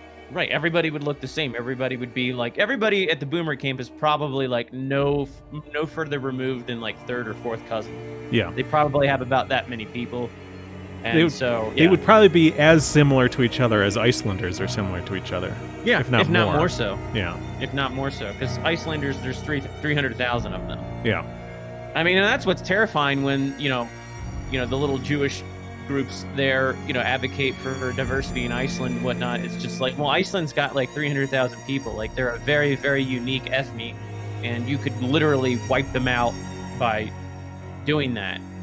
It's just, it's so strange to hear all these people in the Western world, advocate for, there are a lot of indigenous tribes down here where I live, and there's a lot of indigenous tribes around the world, and they get special rights by the local governments. They get protected. They have certain levels of autonomy and self-governance and so on and so forth. But yet, and they're recognized as a legitimate people, legitimate identity. And yet, Iceland, no, we're not going to recognize that. They're just run-of-the-mill people. They're just blank slates. They're just, they're generic people. And it's just like, no, they're not. They're Icelanders, and not everybody is an Icelander. I don't know. I'm babbling at this point, so.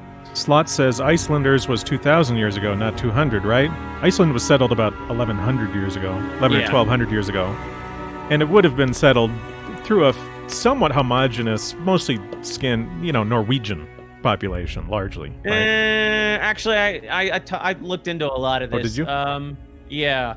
It was basically, settlement began in the 800s. Mm-hmm. And it was mostly originally, like most of the men originally were Norwegians or Scandinavians. And they had kidnapped a lot of Celtic women from Ireland and Scotland and taken them there. So like probably half of the, somewhere thereabouts, half the female population originally was Irish and Scottish Celts. And, you can see that through DNA tests and whatnot. I mean, at this point, they're genetically not Scots and Celts, but, the founding, I mean, just because ethnogenesis of probably Norwegian, Scottish, Celt into what we would now call Icelandic, right? Right. Well, I mean, genetically, I think at this point, they're probably more similar to other Scandinavians than they are Scots or Celts, just because of how genes get passed on. It's not like there was this continuous mix of Scots and Scottish and Celtic genes. So,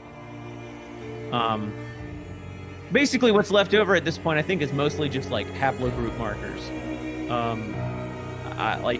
There's even some. Well, I'm not going to get into that, but yeah, it wasn't completely Norwegians at the time. It was a lot of Scots and Irish folk. Peter, thanks for the follow. Josie says, "See, Iceland has always really been diverse."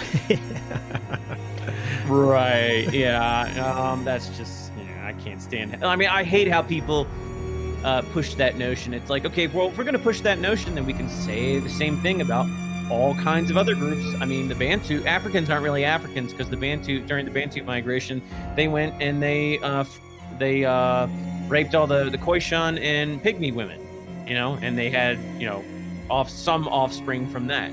Or, we can talk about the Israelites in the Levant. They went in and took women from other tribes and whatnot. None of these groups are real now. They're all originally diverse and they don't exist anymore. But that's what you always have to keep in mind, that these same arguments that are always applied to white people and white ethnies are never applied to other groups, and you can easily apply them. In fact, the Ashkenazim are, I would consider them a unique ethne even within the larger Jewish ethne. Yet they're one of the most protected groups in the world, really, if you think about it. And yet, Northwest Europeans, their ethnogenesis, our ethnogenesis, that is, goes back thousands of years prior to the ethnogenesis of the Ashkenazim, or even the Jews, to be honest. Northwest Europeans have existed as a cultural, linguistic, and genetic entity, if you will, or a continuum, far longer than the Jewish people have, left, supposedly left Egypt, or even really existed. Our existence predates their biblical references, and yet, it's our identity that's undermined. Yeah, Schmerling says, though, if you want to get the real scoop on the Israelites, you're going to have to go to the Black Hebrew Israelites. Oh, right, yeah. They'll give you the real scoop on things. So, one of the things that I thought was unique about this ending here was the boomers. So in a lot of the other endings, like if you had an independent Vegas or if you had NCR, the boomers would start to open up to the world. And a lot of times, while the Legion did get rid of the fiends and a lot of these sort of violent tribes, raiding people. They mentioned in the Legion victory here at the end, they said, hey, civilization has finally taken place here in New Vegas. As brutal as it may have been, this is really civilization now, right? And they've gotten rid of the fiends in these other groups. Well, in the other endings, a lot of times you still have the fiends and you still have these other groups, these warring tribes, and the boomers were opening their doors more to the outsiders, which seemed like a really bad deal for the boomers, ultimately. This situation where the boomers keep their doors closed is good. They keep their civilization going for themselves. But this was probably the one scenario where it would have been the most safe for them to more integrate into the Mojave now that Caesar had taken over. Right. Well, plus, I don't think the developers intended it, but the boomers showed their strength, and the Legion respected that. And not that anyone was trying to speak to this, but what that does potentially speak to is the notion that, people see weakness as an opportunity to exploit you. So, your ethne should always try to project some kind of strength. Yeah, as a deterrent. As a deterrent. And it's just... it's one of the... I hate to keep talking about Israel, but it's why Israel was hell-bent on getting a hold of nuclear weapons. Yeah. And while I'm not a fan of nuclear proliferation to the entire world, I would never say a country is bad for obtaining the sort of weapons that they could use just to secure their own borders, right? Yeah, I'm not a huge fan of Iran.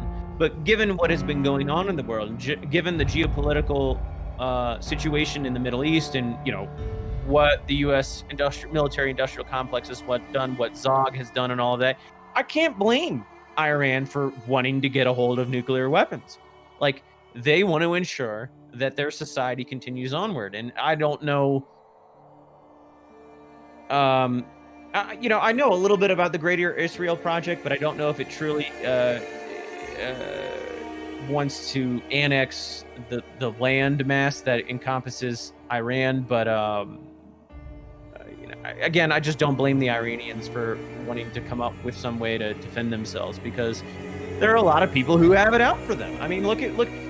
Immediately Netanyahu started talking about welcome, congratulations to the Biden and Harris administration for winning. We look forward to strengthening our alliance and dealing with Iran.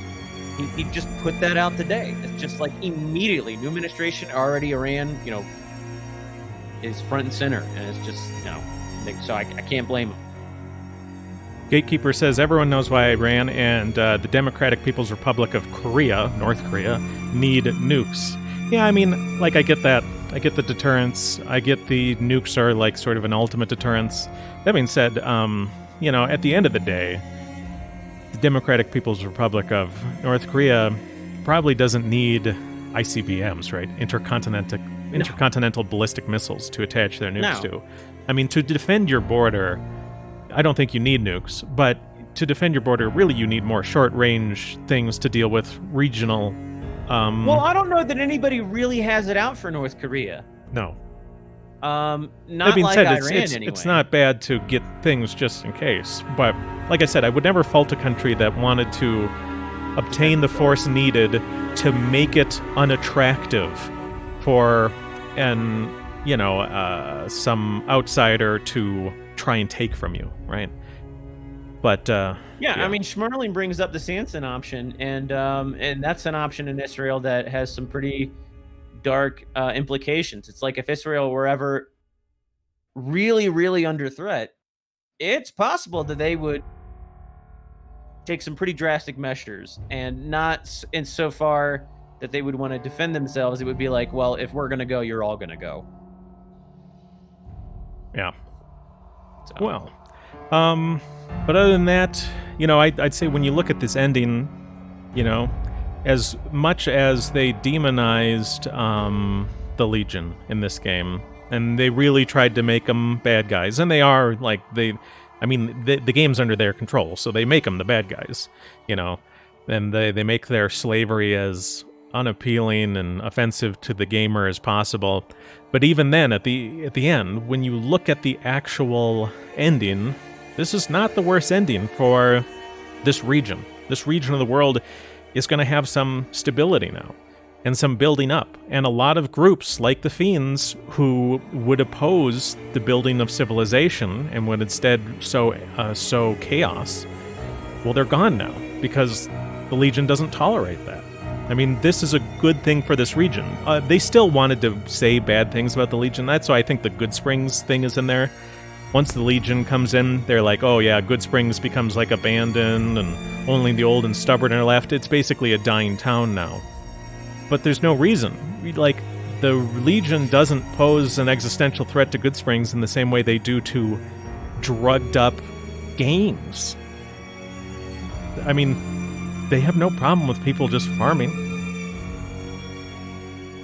Yeah, definitively there were no women of any prominence in the Legion. That was definitive. I did see one African American in the Legion at the very end. But yeah, that something also of note was that you know, at the very end, the Legate was talking about conquest, and they really hammered that. Yeah. But that kind of acts as if, you know, Mr. House didn't have imperial ambitions. That acts as if the NCR didn't really have imperial ambitions, as if their form of imperialism was more mild than that of the Legions. Yeah, their neocon spread democracy imperialism. Yeah, and just vice and greed and avarice and all of that. I mean, I don't think that the NCR's plans for New Vegas would have been particularly appealing to most other settlements in the region. As you know, I don't think that other people would have want that replicated necessarily. I mean, in that case, it's like, you know, your daughters are going to grow up to be prostitutes for NCR troops, and and so on and so forth. I just don't think it would be very appealing. I mean, the NCR supported Gomorrah when they were there, and Gatekeeper says Caesar has no heir. Well, I mean, maybe he's got a nephew or something. That's what the real Caesar. Octavian was his nephew, who he made his heir. Josie says the Legion in this game are basically lawful evil. I would say that's how they're portrayed, more or less, right? Lawful evil. Code of conduct, law, order, but also they're bad guys, right? And I would say on some level, like, you could say the NCR is like neutral good, and the independent New Vegas options are like chaotic good, right? There's not much order, and there's not much organization, and there's not much adherence to norms. There's Gamora, there's all the things. It's very chaotic, but it's supposedly good, right? In the eyes of the writers. But then the Legion is supposed to be as far as I can tell, is the really only lawful organization of the major ones. You'd also have, like, Brotherhood of Steel is lawful. But, you know, I think on some level of media of this time, sort of like early internet, lots of libertarian thought, there was some idea that maybe on some level law is always restricting here we go. that Look, was evil. Look. Hold on. ZeniMax Media Incorporated, CEO Robert Altman. Look into his early life history. Anyway, continue. Sorry, I had to. So, I would say at this point in history, you'd have a lot of media that would present sort of any lawfulness as sort of evil. Like, any lawfulness on some level is just on the scale of tyranny, someone might say, right? And I think maybe this game sort of speaks to that. Because, like, the good options are never as orderly and lawful as what the Legion wants to promote, you know, with strict hierarchies and things, you know, work a certain way. Instead, the good options, the options that most people picked, independent New Vegas, are more sort of fast and loose. Everyone's just kind of doing different things, and it's not organized, but that's like the good. The good is everyone be able to choose what they want to do, even if those choices are like directly harmful and involve you know, supporting fiends who are hopped up on drugs and raiding innocent people. Yeah, I mean, I think all that's well said. Basically, they value personal freedom over long-term survival and stability. Yeah.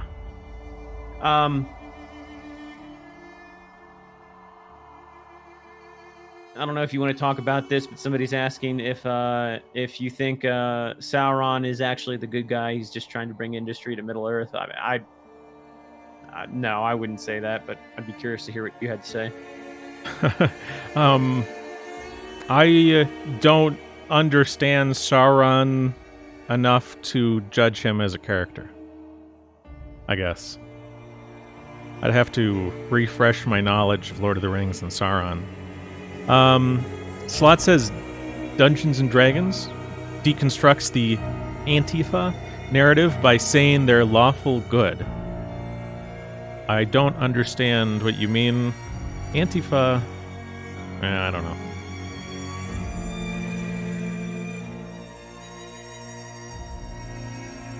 Schmerling says Sauron is bad because he's an industrialist. I think there are some tones of that. That sounds silly, but there are some tones of that. Are there? Although I mean, but I don't think, I don't know. I'm not utterly convinced of that, but I don't think that's as silly as it sounds either. So the the orcs are armed and armored with things produced in basically orcish factories, and the humans are armed and armored with things maybe produced by artisans on some level. Well, just in the series, it's like, you know, the orcs tear down all the forests to make a whole bunch of stuff, and they destroy the environment. You know, Mordor's just, you know, and then the tower, Saruman's tower, the forests surrounding it are all torn down. You know, the Ents go to war with them, like, and the Ents are like these old conscious trees. There's some environmental stuff in there. Yeah.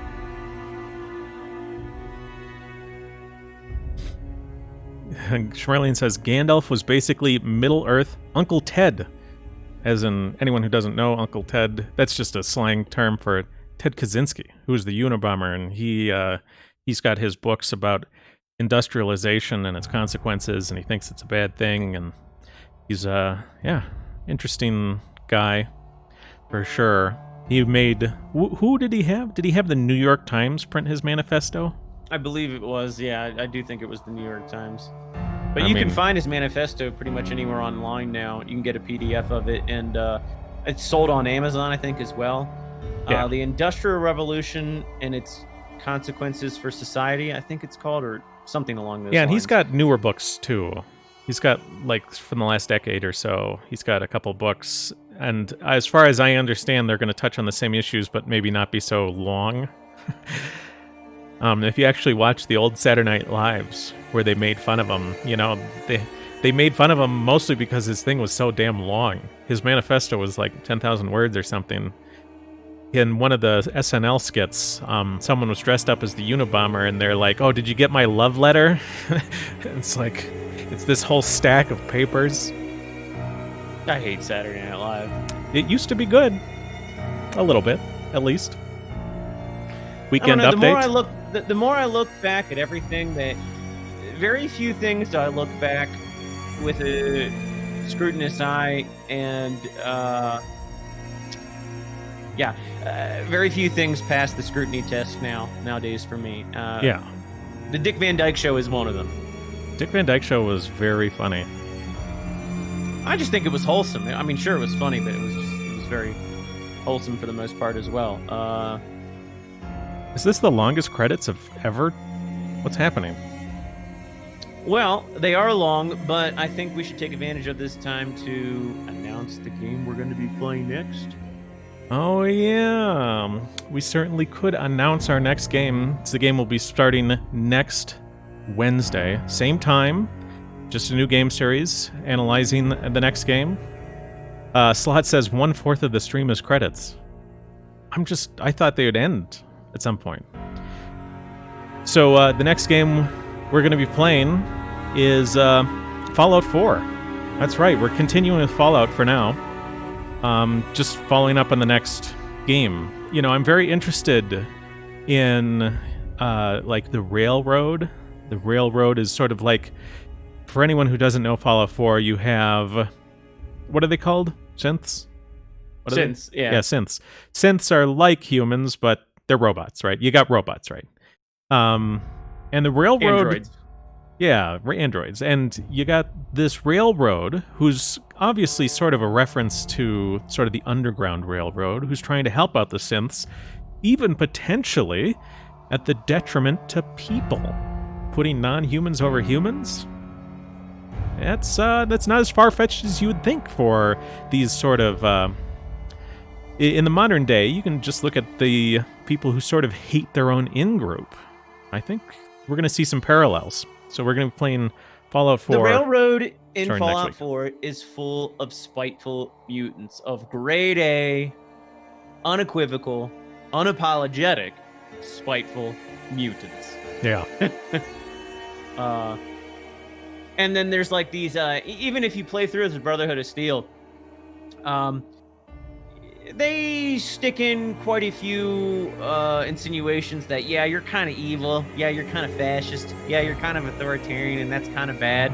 Like, they constantly try to... Like, there's this one mission where you go under the airport, and you have to find where I think the food's been going, like the food supply's been missing, and basically this recently recruited Brotherhood of Steel initiate is feeding trapped ghouls, feral ghouls, rations, and you go in and you have to kill all these ghouls, and he gets really upset by it, and the whole idea is that, you're killing people, and it's just like, no, they're feral ghouls. These are radioactive monsters. Like, they're not people anymore. And yet the game kind of tries to really, I mean, it's kind of a joke, but at the same time, they're kind of seriously trying to sell the idea that, it's morally wrong to wipe out these ghouls underneath of your base that could end up killing everybody. So, I mean, it's strange. There's some very, very strange stuff in that game. Yeah.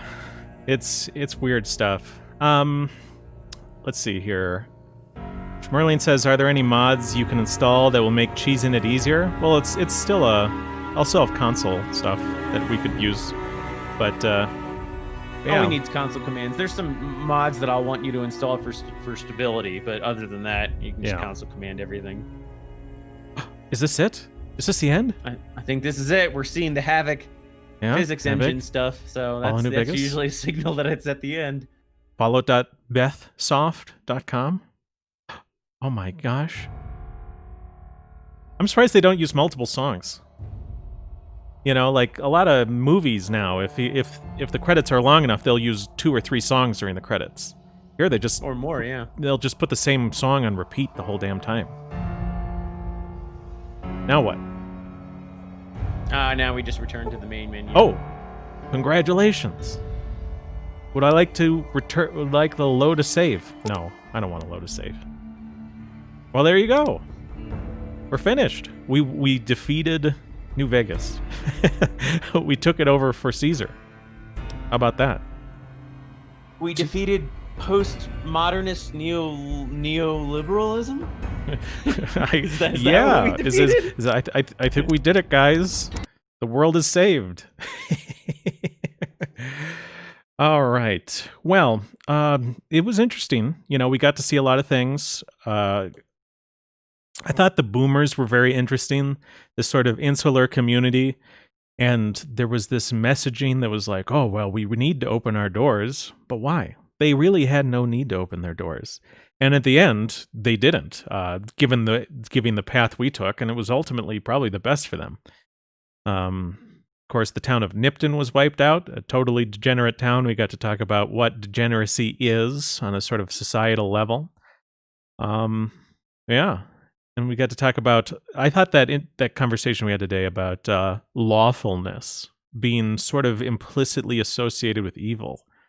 I think we're going to see that in a lot of games where like young, intelligent, enthusiastic men often have some sort of, well, buck against the system tendency, right? To push back against the rules, you know?